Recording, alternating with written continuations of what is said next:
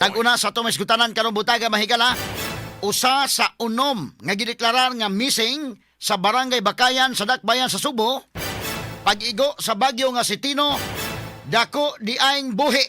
Dunay unom nga gideklarar nga na missing atol sa bagyong Tino, apan buhi dining usa mga higala.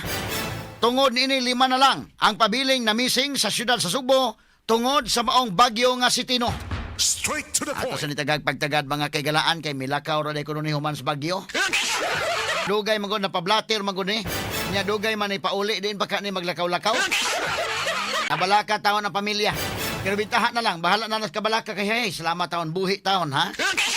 Matod pa mahigala ang pamilya pagkakita mga sukit dig paminaw murag nagduduha sila og mao pa ba ni o di ba kalag kini.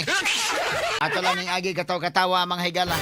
Og dahinaot ta mga kaigalaan katong uban nga na-missing basin og buhi patong uban sama ining usa karon mahigala nga nitumaw nga buhi di ay nahadlok lang kuno sa baha. Samtang sa pikas bahin sunog sa barangay Kugon Pardo pasado alas 6 kagabi niug daw og 40 ka mga panimay og nakaapekto kini og 75 ka mga pamilya. Pantay ta sunog mahigala kay murag nagsunod-sunod sa ding sunog ng mga panahon ha. Kaloy sa Dios sa bad news kanang sunog ang bita-bitahan na lang gani kay at least dili kay daghang mga panimalay. Daling napaong ra kini mao mga sunog. Straight to Pero the point. magpabilintang mambabinantayon, labi na mahigala nagsingabot ang Pasko, perting paita kayo ning masunugan mga kaigalaan.